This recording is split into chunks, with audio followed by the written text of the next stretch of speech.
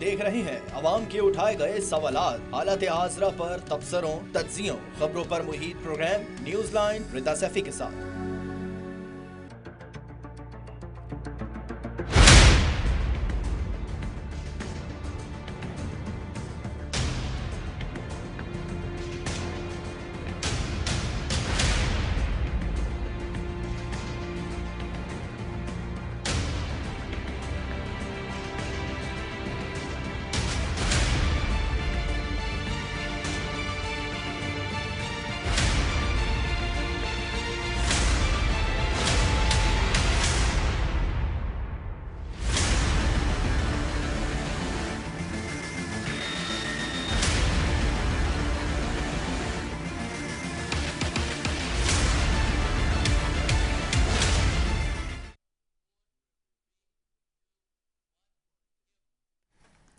अस्सलाम वालेकुम, मैं हूँ रिदा सैफी। पाकिस्तान के तर्जुमान वफाकी वज़ीर इत्तलात और नशरियात अता तारर और दीगर अहम गैर सरकारी तर्जुमान खुलकर कह रहे हैं कि अब तहरीक इंसाफ पर पाबंदी लगाई जाएगी, यानी उसे पाकिस्तान में सियासत करने का हक नहीं रहेगा। जबकि एक दूसरा बड़ा ऐलान या दावा भी साथ साथ किया जा रहा है कि खैबर पख्तूनख्वा में तहरीक इंसाफ के वज़ीर आला अली अमीन गंडापुर की हुकूमत का खात्मा कर दिया जाएगा, और ये खात्मा चूँकि जमहूरी तरीके यानी तहरीक अदम एतमाद से नहीं हो सकता, लिहाजा सूबे में गवर्नर राज लगाया जाएगा। हत्ता कि एमल वली खान ने कहा है कि तहरीक इंसाफ पर पाबंदी लगाना छोटी बात है, हुकूमत को इससे 100 कदम आगे बढ़ना चाहिए। क्या कहा उन्होंने, आइए सुनते हैं।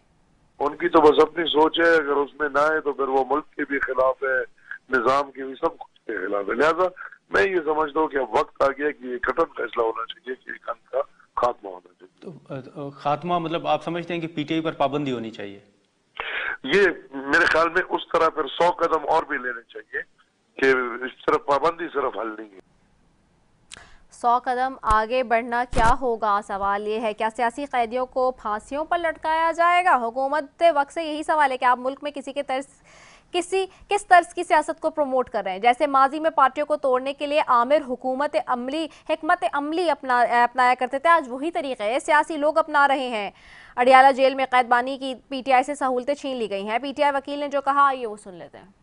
खान साहब ने ये बताया कि उनका टीवी बंद है, खान साहब का अखबार बंद है, खान साहब की अपनी फैमिली से कोई मुलाकात नहीं कराई जा रही, खान साहब की अपने बच्चों से बात नहीं कराई जा रही, ये खान साहब ने बताया है। और बाकी जहां तक शिफ्टिंग के मुतालिक खान साहब ने कोई बात नहीं की। ये जो रास्ता अपनाया जा रहा है ये आइंदा सालों में बहुत ख़तरनाक हो सकता है। ये एक ख़तरनाक शक्ल की सूरत अख्तियार कर सकता है। हुकूमत की फस्तायत देखकर सबके जहन में यही सवाल पैदा हो रहा है कि पीपल्स पार्टी क्यों खामोश है।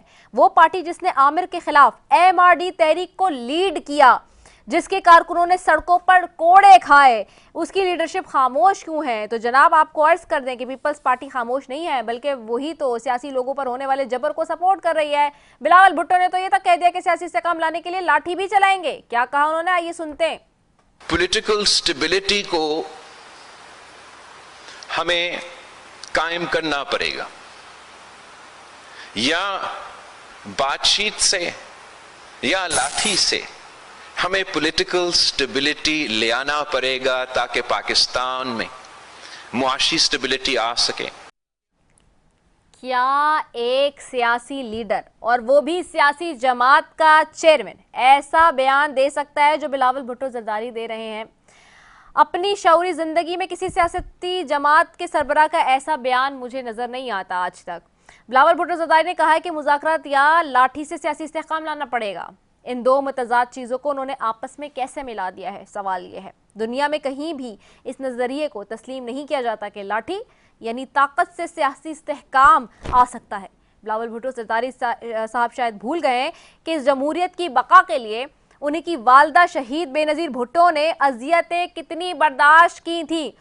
1957 में बेनज़ीर ने इस हवाले से तकरीर भी की थी।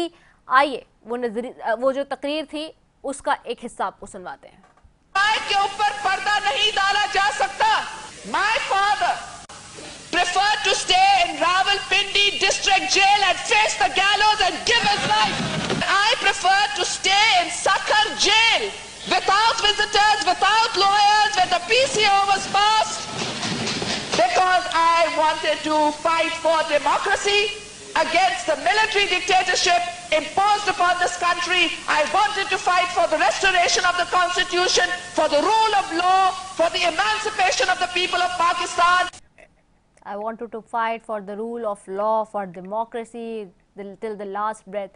These words, golden words, are Benazir भुट्टो's words और उसी के ऊपर हम बात कर रहे हैं। सवाल ये कि क्या पीपल्स पार्टी इस इत्तेहादी हुकूमत से इस कदर सिमट चुकी है कि उसको अपने वोटर के जज्बात, पार्टी के नज़रियात, पार्टी ने जो बनाया आइन, उस सब से उसको ख्याल नहीं रहा है। इस सब पर भी बात करेंगे। आज जी मेरे साथ पैनल में मौजूद हैं मलिक अब्दुल गफ्फार डोगर साहब हैं, मुस्लिम लीग नून से, आपको खुशामदीद कहते हैं। बैरिस्टर स्टार अहमद हैं, PTI से, आपको खुशामदीद कहेंगे। सेंटर सरमद अली हैं, पीपल्स पार्टी से, और बड़े हमेशा वोकल रहते हैं। मेरे तीनों मौजूद मेहमान, तीनों का बहुत बहुत शुक्रिया कि आपने कीमती वक्त निकाला है आज के लिए। सबसे पहले मैं जो है वो सेंटर सरमद अली साहब आपकी तरफ ही आऊँगी। सेंटर साहब, बिलावल साहब का स्टेटमेंट आपने यकीनन सुना, उसी की रोशनी में हमने बेनज़ीर मोहतरमा का, शहीद साहिबा का, बीबी का एक शॉट चलाया, आपने वो भी सुना, और यकीनन आप माजी की बातें भी जानते हैं, सारी आपको पता है, मुझसे बहुत बेहतर जानते हैं।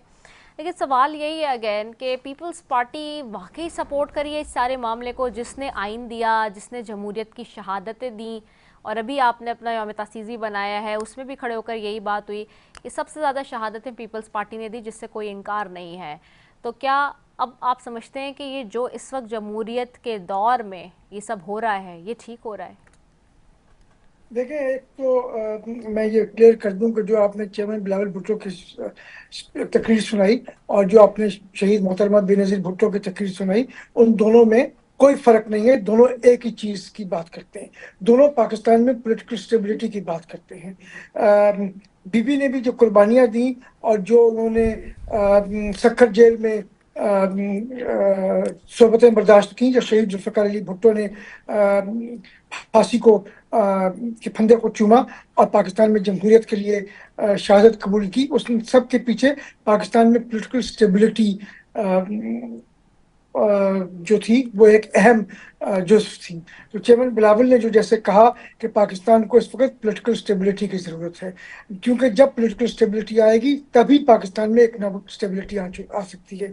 इस वक्त पाकिस्तान जिन हालात का दो चार है, वो मेरे ख्याल में पाकिस्तान की 75 साल तारीख में इतने बुरे हालात पाकिस्तान के कभी नहीं हुए, और इसके लिए ज़रूरी है कि तमाम सियासी जमातें, तमाम स्टेक होल्डर्स, चाहे वो ब्यूरोक्रेसी हो, जुडिशरी हो, पॉलिटिकल पार्टीज हो या एस्टेब्लिशमेंट हो, सबको पाकिस्तान के मुस्तकबिल के बारे में सोचना चाहिए।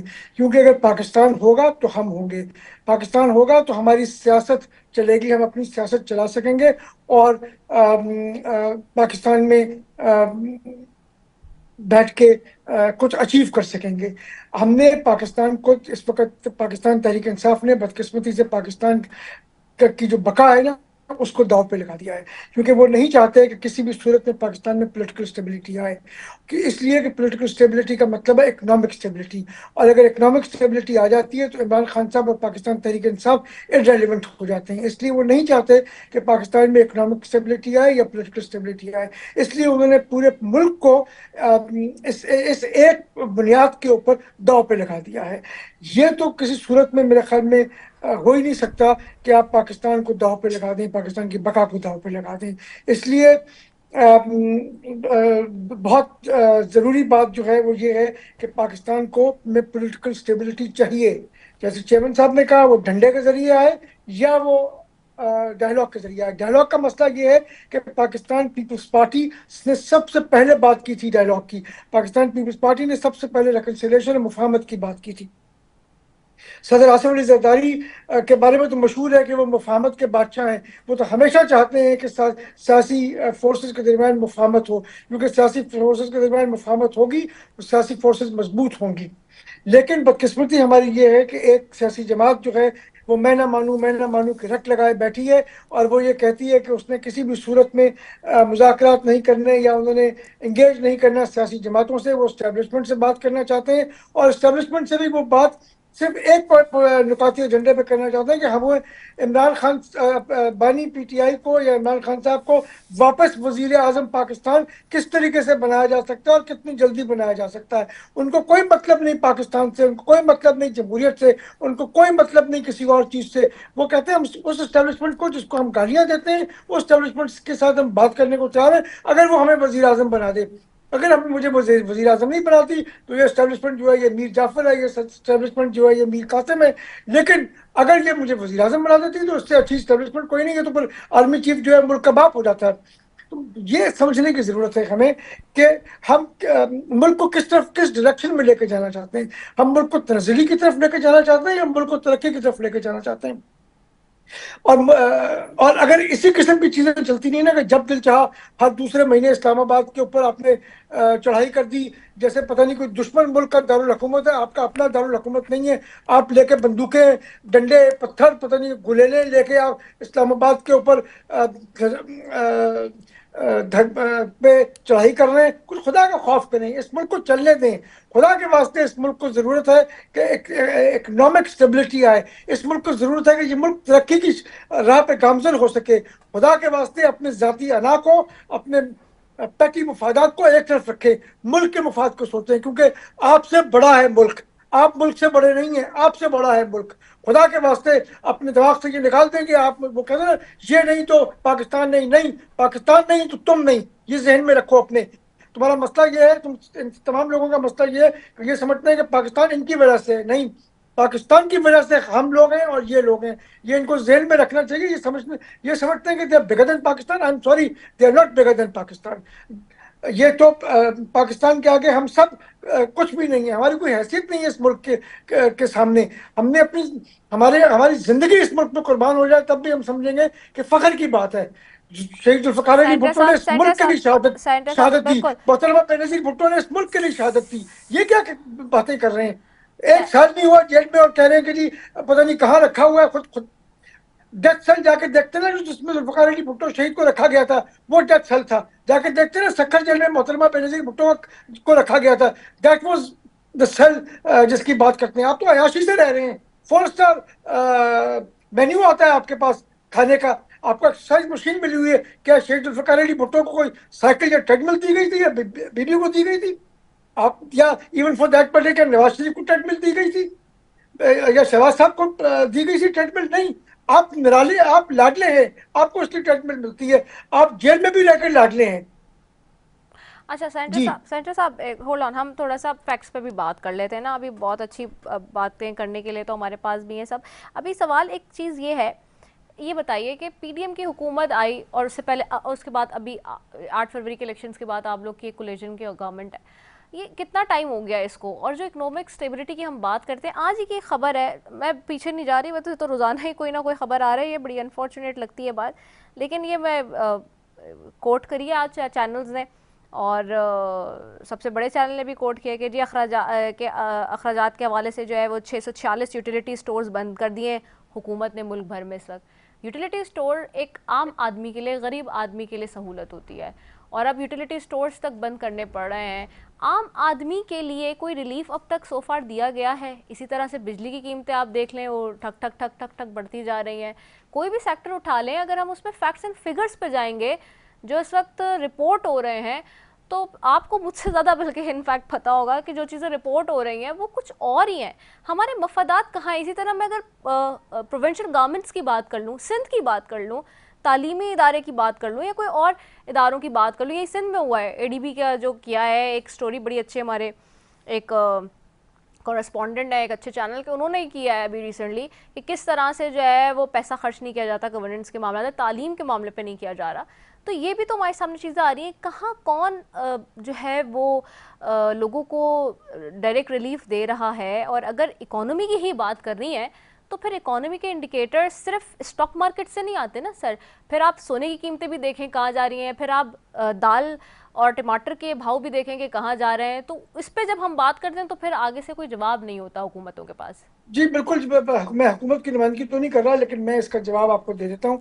दो तीन चीज आपने 4-5 मुख्तलिफ चीजें कही। हाँ। एक तो आपने बात की यूटिलिटी स्टोर्स की। यूटिलिटी स्टोर्स का कोई ताल्लुक इकोनॉमिक इंडिकेटर्स के साथ नहीं है। और दूसरी बात आपने इकोनॉमिक इंडिकेटर्स की। पहले मैं यूटिलिटी स्टोर्स की बात करता हूँ। पाकिस्तान पीपल्स पार्टी यूटिलिटी स्टोर्स को बंद करने की कतई तौर पर हामी नहीं है। हम समझते हैं कि यूटिलिटी स्टोर्स जो है वो दरमियाने तबके और निचले तबके के लिए एक सहूलत है, जिसके अंदर कदरे कम कीमत के ऊपर जो रोज़मर्रा की चीज़ें अशिया खुर्दनोश हैं वो कदरे कम कीमत पर, आसान कीमत पर मुहैया की जाती हैं। और मैं पीपल्स पार्टी ये समझती है कि यूटिलिटी स्टोर्स को जारी रहना चाहिए। Having said that, ये आपने यूटिलिटी स्टोर्स की बात की थी, जिसका इकोनॉमिक इंडिकेटर से कोई दूर का वास्ता नहीं है। तो फिर क्यों बंद किए जा रहे हैं? हुकूमत को नहीं बंद करना चाहिए? उसके ऊपर मैं इकोनॉमिक इंडिकेटर्स के ऊपर आ रहा हूँ। हाँ। वो अगर बंद करने जा रहे हैं, गालिबन इसलिए बंद करने जा रहे हैं, वो तमाम वो इदारे जो लॉसेस में हैं उनको गवर्नमेंट बंद करने की बात कर रही है, जो बेसिकली रिक्वायरमेंट्स IMF की जानिब से दी गई हैं, तो ये उसके जिम्मे में आता है। इसका इकोनॉमिक इंडिकेटर से कोई आम आदमी तो मुतासिर हो जाएगा इकोनॉमिक इंडिकेटर हम दो डिफरेंट 3-4 डिफरेंट बातें कर रहे हैं। हाँ। नंबर एक, पहले आपने बात की यूटिलिटी स्टोर्स को बंद किया जा रहा है। मैंने उस पर पीपल्स पार्टी की पोजीशन वाजे कर दी कि पीपल्स पार्टी उसको बंद करने के हक में नहीं है, क्योंकि हम गरीब आवाम के, निचले तबके के और दरमियाने तबके के जो उनकी जो रोज़मर्रा की ज़रूरियात हैं, हम समझते हैं कि ज़रूरी है कि उनको सस्ती कीमत पर और मुनासिब कीमत पर अशिया फराहम की मुहैया हो। दूसरी बात आपने की गवर्नेंस के मामले पे। जी, तालीम के मामले पे। आपने दूसरी बात की इकोनॉमिक इंडिकेटर्स की। इकोनॉमिक इंडिकेटर्स की जब हम बात करते हैं, आपने कहा जी सिर्फ स्टॉक एक्सचेंज नहीं है। स्टॉक एक्सचेंज बहुत बड़ा इकोनॉमिक इंडिकेटर है। 1 लाख पॉइंट से एक्सीड कर गया है। और देखें किस दिन एक्सीड किया, ये भी जहन में रखें। जिस दिन इस्लामाबाद में धरना होता है, जिस दिन इस्लामाबाद में जाके चढ़ाई की जाती है, उस दिन 4-3.5 हज़ार पॉइंट्स गिर जाता है हमारा स्टॉक एक्सचेंज। और जिस दिन वहाँ पे एक्शन होता है और इस्लामाबाद को खाली करा दिया जाता है, उस दिन 4,500 पॉइंट्स भर जाता है। इसका मतलब यह है कि इन्वेस्टर चाहता है स्टेबिलिटी। इन्वेस्टर नहीं चाहता कि जब दिल चाहे एक सूबे के वज़ीर आला का वो वफाक के ऊपर हमला कर दे और वफाक को रगड़ दे। वो चाहता है कि पॉलिटिकल स्टेबिलिटी आए, इकोनॉमिक स्टेबिलिटी आए। इसलिए उसका रिएक्शन अगले दिन आपने देख लिया और आज 1 लाख को एक्सीड कर चुका है हमारा स्टॉक एक्सचेंज। दूसरी, जब आपने बात की, आपने कहा जी सोने की कीमतें नहीं कम हो रही। सोने की कीमत का गरीब आवाम से कोई ताल्लुक नहीं है। गरीब आवाम सोना उस वक्त भी नहीं खरीद सकता था जिस वक्त 50,000 रुपए का था। लेकिन सोने की कीमत बढ़ी नहीं है, कम हुई है। पेट्रोलियम मसनूआत की बढ़ गई है सारी। इनका इम्पैक्ट तो आता है डायरेक्टली इनडायरेक्टली। हाँ, या तो आप बात कर लें या मुझे करने दें। पहले आपने सवाल किया, मेरा काम है आपके सवाल का जवाब देना। आपने उसका कहा अपना सोने की जो कीमतें हैं ना, वो इंटरनेशनल प्राइसेस के जो गोल्ड की प्राइसेस है ना, उसके साथ इंडेक्स हैं। उसका पाकिस्तान की से कोई ताल्लुक नहीं है। दुनिया में अगर सोने की कीमत बढ़ेगी तो पाकिस्तान में भी बढ़ेगी, अगर कम होगी तो पाकिस्तान में भी कम होगी। और वो डॉलर के साथ पैक्ड है। जो डॉलर जिस तरीके से ऊपर नीचे होगा उसी तरीके से वो बढ़ेगी, कम होगी एक हद तक। इस प्रकार डॉलर स्टेबल है और दुनिया में जो प्राइसेस है गोल्ड की कम हुई है, पाकिस्तान में भी गोल्ड की प्राइसेस कदरे कम हुई हैं। तो ये बात भी गलत है कि कहना कि सोने की कीमतें बढ़ गई हैं। वो डॉलर क्योंकि स्टेबल है तो इसलिए gold prices are also stable to a great extent. दूसरी बात आपने की बिजली के हवाले से, आपने बात की बिजली के हवाले से। आज ही प्राइम मिनिस्टर का पैकेज आया है, वो अगर आपकी नज़र से नहीं गुजरा तो मैं आपको कहूँगा कि आज सुबह के अखबार पढ़ लें। आज सुबह के अखबार पढ़ लें, उसमें पैकेज लिखा हुआ है जिसके अंदर बहुत क्लियर है कि प्राइसेस जो हैं वो कितनी कम की जा रही हैं। साहब कता कलामी माफी यहाँ पे प्लीज लेट मी इंटरवीन ना। वो पहले भी अभी सीएम साहिबा ने भी किया था, पीएम ने भी अनाउंस किया था, आपको पता है उसकी इंप्लीमेंटेशन नहीं आई थी। और एक सबसे बड़े अखबार ने, पाकिस्तान के सबसे बड़े अखबार ने उसकी लीड लगाई थी। जी मैडम ये जो आज का है ना, जी, जो आज अनाउंस हुआ है, इम्प्लीमेंटेशन जो की आज, बात हो रही है ना सर? जी आज उसकी इम्प्लीमेंटेशन शुरू हो गई है।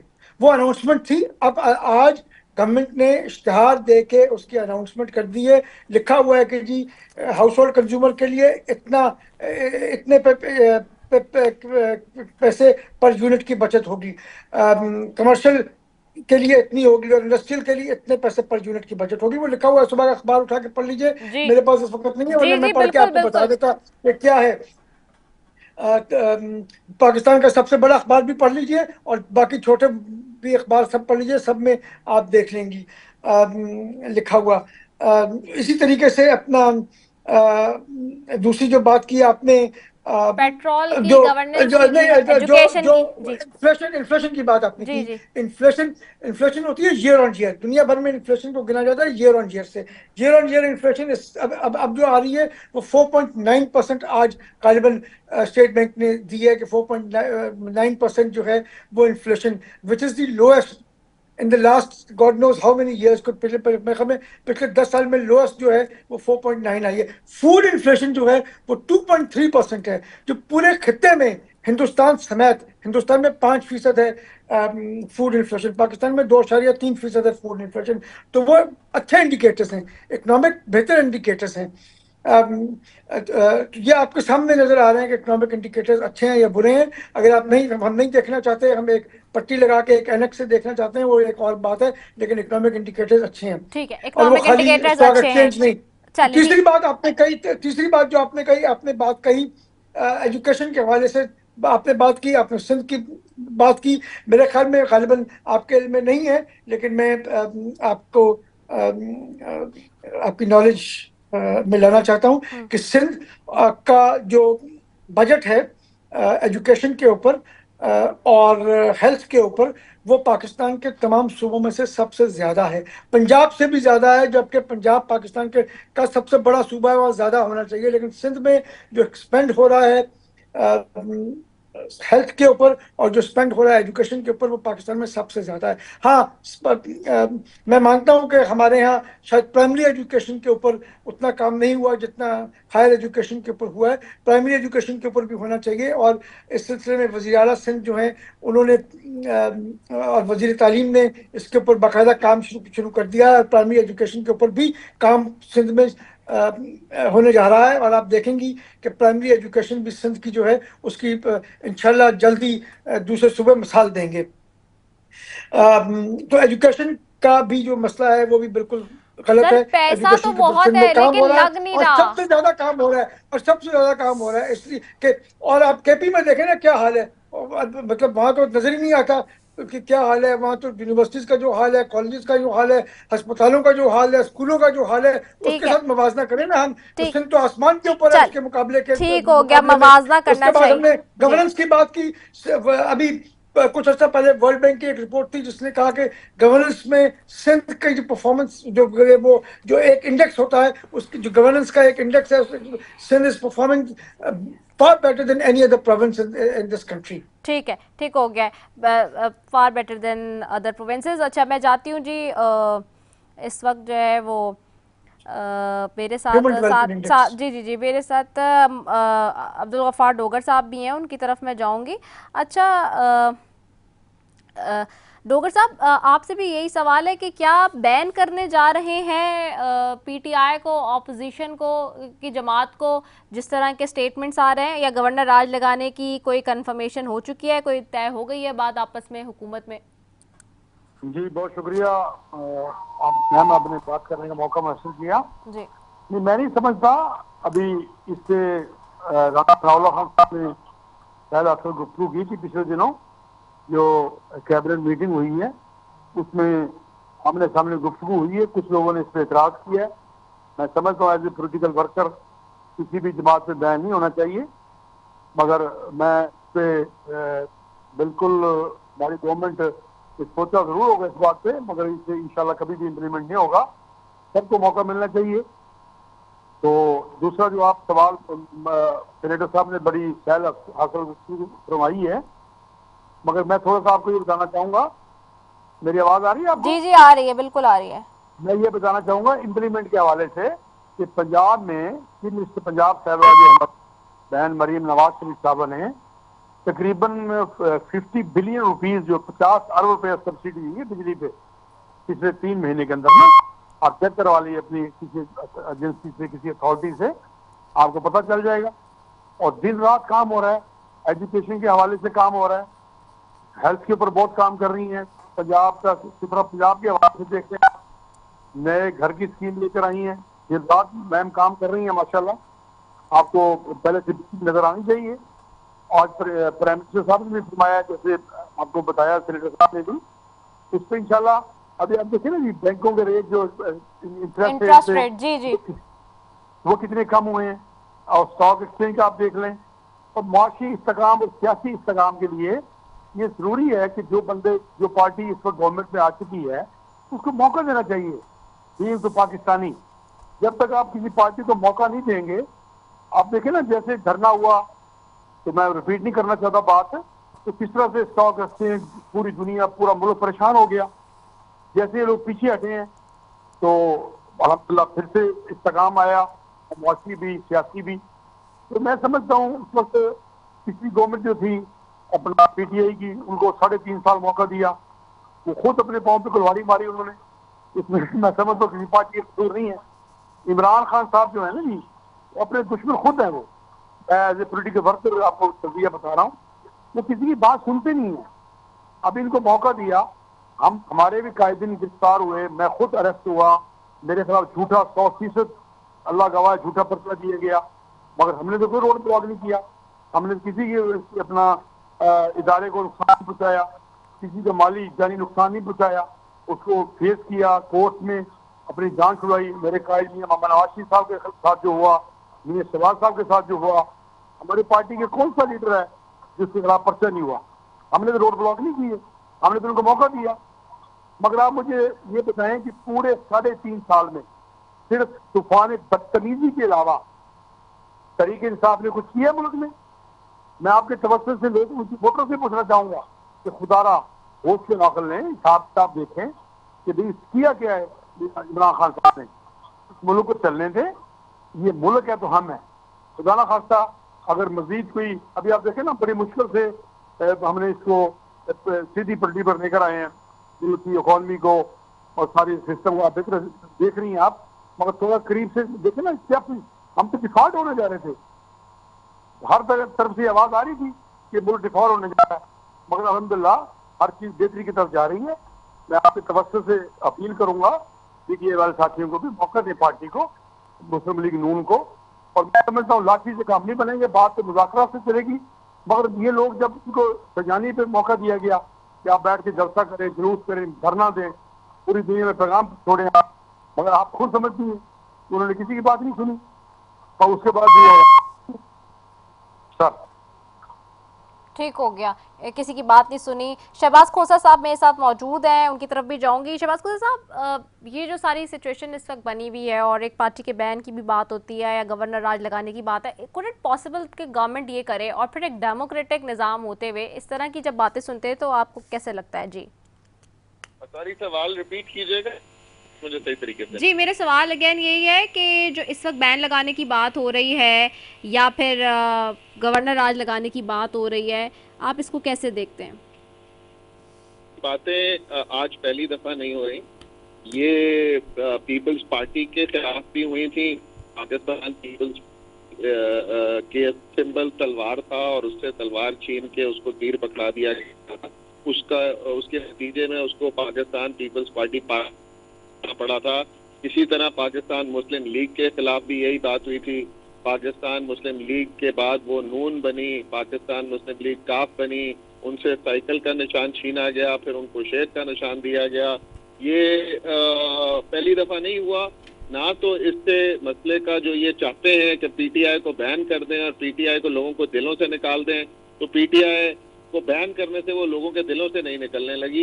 ये पाकिस्तान की आवाम का फंडामेंटल राइट है कि वो अपनी मर्जी की पॉलिटिकल पार्टी को ज्वाइन करें और जो उनके ख्यालात हैं उस तरह के लीडर्स और उस तरह की पार्टी को ज्वाइन करें। ये उनका राइट उनसे कोई नहीं छीना जा सकता। और अगर इस तरह की कोशिश की भी जाए तो इसने माजी में भी आज तक कोई रिजल्ट नहीं दिया, क्योंकि वही पॉलिटिकल पार्टीज नाम चेंज करके, सिंबल चेंज करके आ जाती हैं, और इसी तरह अगर दोबारा करेंगे तो तब भी यही होगा। अच्छा, ठीक हो गया। मैं गुफ्तगू का सिलसिला आप लोगों से यही कंटिन्यू करती हूँ, लेकिन मैंने एक कमर्शियल ब्रेक की तरफ भी जाना है, बहुत देर से कहा जा रहा है। एक शॉर्ट कमर्शियल ब्रेक की तरफ जा रहे हैं नाज़रीन, will be right back after, stay tuned.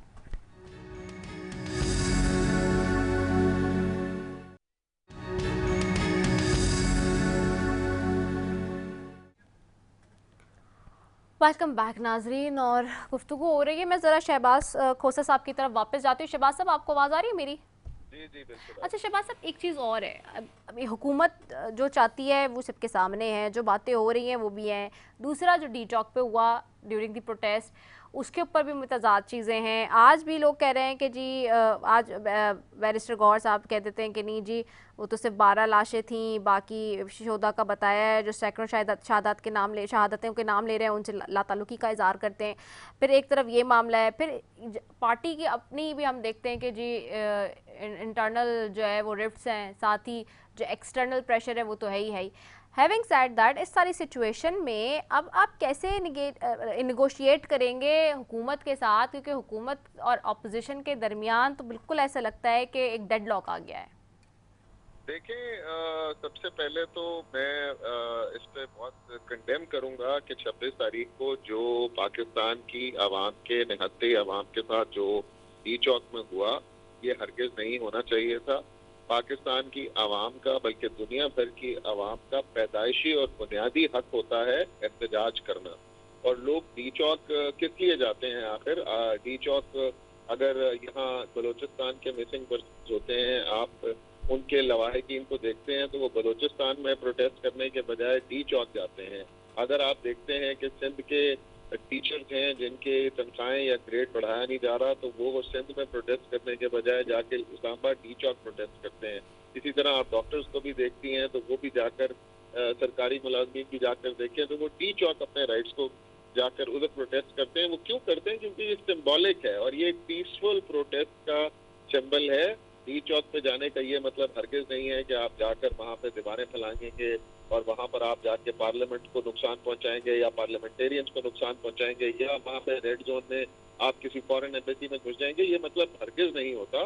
तो लिहाजा हुकूमत वक्त को लिहाज करना चाहिए था और कुछ खुदा का खौफ करना चाहिए था कि निहत्ते लोगों पर ना तो शेलिंग, टीयर गैस, किस किस्म की कोई करने की जरूरत नहीं थी। ये आ जाते ज़्यादा से ज़्यादा अपना रिकॉर्ड करते और उसके बाद इन्होंने आखिर वापस चले ही जाना था। तो ऐसी इनसे नेगोशिएट करना चाहिए था। एहतजाज का मतलब ये होता है कि उनको कोई बात दुख रही है, आपको चाहिए कि बड़े दिल का मुजाहरा करें। आप हुकूमत में हैं, आप ही पर बोझ है इस चीज़ का। आपको एहतजाज से पहले ही उनके मसले की तरफ तवज्जो देनी चाहिए और उसको हल कर देना चाहिए। ये कह देना कि जी बैरिस्टर गौहर को भेजा था हमने इमरान खान साहब से नेगोशिएट करना, ये मसले का हल नहीं है। पाकिस्तान की अवाम और पीटीआई के फॉलोअर्स चाहते थे कि वो खान से डायरेक्टली बात सुनी जाए और खान की डायरेक्ट इनपुट ली जाए।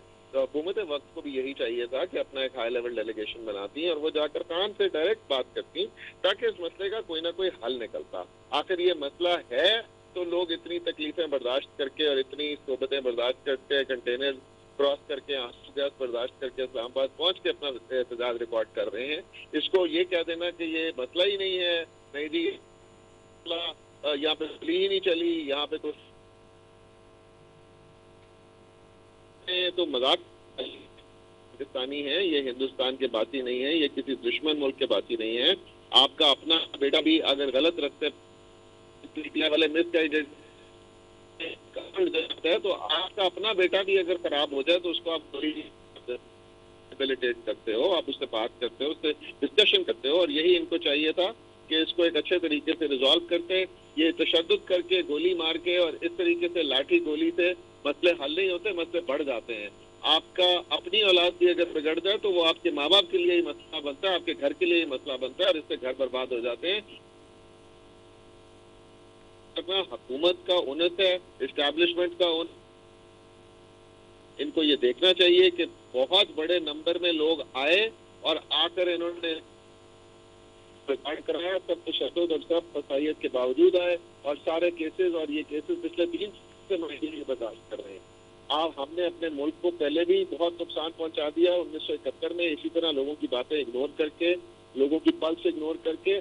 आज भी हम पता नहीं कौन सी दुनिया में बैठे हुए हैं। मैं आपका पहले सुन रहा था कि एक हमारे सेनेटर साहब सिंध से कह रहे थे जी शरह क्या कहते हैं इन्फ्लेशन में सिर्फ 4% इजाफा हुआ है। तो भाई 4% इजाफा हुआ है, पहले ही कीमतें लोगों की पहुंच से बाहर हैं, कोई कीमतें नीचे नहीं आई हैं, इजाफा हुआ है। लोग अपनी तनख्वाहों में अपने घर के बिल पे नहीं कर सकते, लोग अपनी तनख्वाहों में अपने बिजली के बिल नहीं पे कर सकते। आपकी जो 25-30 हजार एक एवरेज एक काम करने वाले की पूरा महीना काम करने वाले की तनख्वाह है, यदि वो लकी है जिनको ये तनख्वाह मिल जाती है, वो इसमें अपना घर कैसे गुजारा करें। वो अपना इसमें एक ड्राइवर की, एक कुक की जो तनख्वाह है वो इतनी है जो कि आपके आम एक एवरेज बंदे की इससे भी कम है। वो इसमें अपने बिजली के बिल दे, अपने बच्चों को स्कूल में डाले, वो क्या करे इसमें। अगर उसका बच्चा कोई बीमार हो तो वो कौन से अस्पताल लेके जाए। ये जी सिंध में तो अस्पताल बड़े अच्छे हैं, तो अल्लाह माफ करे वो भी तो सिंध के ही विजुअल है ना, कि जहाँ पर आप स्कूल में जाएं तो भैंसें बधी हुई हैं, जहाँ पे आप अस्पताल में जाएं तो वहाँ डॉक्टर जो हैं वो है ही नहीं, और वहाँ पंखे गिरने वाले हो रहे हैं, वो भी तो सिंधी के विजुअल है ना। वो मैंने तो नहीं कोई दिखाए हुए, वो आप लोग ही मीडिया पर बार बार दिखाते हैं कि एम्बुलेंसों में भैंसें जा रही हैं किसी की, और ये जो माशाल्लाह राशि अस्त्रों की लाइनें भरी हुई हैं, ये भी तो सिंधी के विजुअल है। वो पंजाब वाले हैं, वो कहते हैं स्टॉक मार्केट चढ़ी जा रही है। एक आम बंदे से एक 2 वक्त की रोटी तो खाई नहीं जाती, वो स्टॉक में तो नहीं इन्वेस्ट करके बैठा हुआ कि वो वहां से कमा रहा है। ये तो आपके 100-200 बंदे हैं जो पूरे पाकिस्तान में स्टॉक मार्केट से पैसे कमा रहे हैं। आप 100-200 बंदे की या 1000 बंदे की कमाई जो है 25 करोड़ अवाम से कह रहे हैं कि उनको को फायदा हो रहा है, उसको तो इससे कोई समरात नहीं मिले। वो तो अभी भी अपना बिजली का बिल नहीं दे सकता, वो तो अभी भी अपना गैस का बिल नहीं अफोर्ड करता, उसके घर में तो अभी भी रोटी नहीं पकती, वो तो अभी भी अगर पंखा भी चलाता है तो वो टाइमिंग देख के चलाता है, अगर हीटर भी चलाता है तो टाइमिंग देख के चलाता है। उसका अगर बच्चा बीमार हो जाता है तो वो बेचारा इधर उधर से उधार पकड़ के पता नहीं कहाँ जाकर अपने बच्चे का इलाज कराता है। इस वक्त सारी स्टेट तो लगी हुई है पीटीआई को फारिग करने के चक्कर में, और उसकी मकबूलियत बढ़ी जा रही है। तो इनको ये रियलाइज करना पड़ेगा कि इस मसले का हल लाठी गोली से नहीं है। ये इस तरह के अगर तरफ चल पड़े तो इससे मुल्क को 71 में भी नुकसान हुआ था, अल्लाह माफ करे, अल्लाह माफ करे, 1000 दफा अल्लाह माफ करे, मुल्क को दोबारा भी नुकसान हो सकता है। इसको बैठकर इसको रिजॉल्व करने की जरूरत है। कभी भी सियासी मसलों का हल गोली और लाठी से नहीं चलता। लॉन्ग मार्चेस हमारे मुल्क का बड़ा पुराना एक कल्चर है, मगर लॉन्ग मार्चेस पे और इस तरह डी चौक पर जब भी ये इस तरह की फायरिंग हुई है, इस तरह के जब लोगों का खून बहा है, ये मोहतरमा बेनजीर भुट्टो साहिबा आई 2007 में, एक बहुत आलीशान उन्होंने लॉन्ग मार्च लीड किया। उस पर भी स्टार गेट पे अल्लाह माफ करे एक धमाका हुआ और बहुत सारे लोगों की जाने गई। उसका रिजल्ट कोई अच्छा नहीं हुआ हुकूमत वक्त, उस वक्त की हुकूमत वक्त के लिए, जब मोहतरमा को हाउस अरेस्ट किया गया लाहौर में और उन पे भी किसी तरह की कदरें लगाई गई उनके लॉन्ग मार्च पे, उनके ट्रेन मार्च पे, तो भी उसका रिजल्ट मुशर्रफ की हुकूमत थी उस वक्त, PMLQ थी, वो वाइप आउट हो गई थी अगले इलेक्शन में।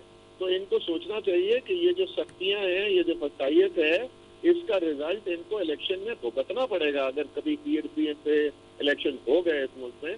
आज तक मोहतरमा की शहादत से पाकिस्तान रिकवर नहीं कर सका, तो क्या ये चाहते हैं कि एक और जमात के साथ इसी तरह करें जिस तरह 2008 में पीपल्स पार्टी के साथ किया गया। और जब ये पीपल्स पार्टी एस्टैब्लिशमेंट की तरफ चली है तो इसका बहुत इसको नुकसान हुआ है। मुस्लिम लीग नून जब एस्टैब्लिशमेंट की तरफ चली है तो इसका बहुत ज्यादा इसको सियासी नुकसान हुआ है। तो क्या ये चाहते हैं कि ये बिल्कुल ही वक्त के तौर पे पाकिस्तान मुस्लिम लीग क्यों की तरह ये भी फारिग हो जाए और ये अपने आप को उड़ा बैठे, तो ठीक है, फिर ये अपना फैसला खुद कर रहे हैं, मगर इससे ना तो PTI की मकबूलियत को नुकसान होगा, ना उसके जज्बे में नुकसान होगा। और अनकरीब आप देखेंगे कि सुबह के सूरज जो है वो जब रात फसाइयत बढ़ जाती है या रात जब डार्क स्क्रीन हो जाती है तो सूरज जल्दी उसके बाद हो जाता है। ठीक हो गया है। I would love to take again comments with the other guest, लेकिन टाइम हमारे पास ख़त्म हो गया, पूरे 9 बज रहे हैं और आपको पता है 9 बजे का फिर हेडलाइन बुलेटिन भी होता है, तो इसीलिए मुझे अनफॉर्चुनेटली अभी वाइंड अप करना पड़ रहा है टाइम की कमी की वजह से। इसी के साथ जी मेज़बान अपनी मेज़बान रसफ़ी को दीजिए इजाज़त। पाकिस्तान जिंदाबाद।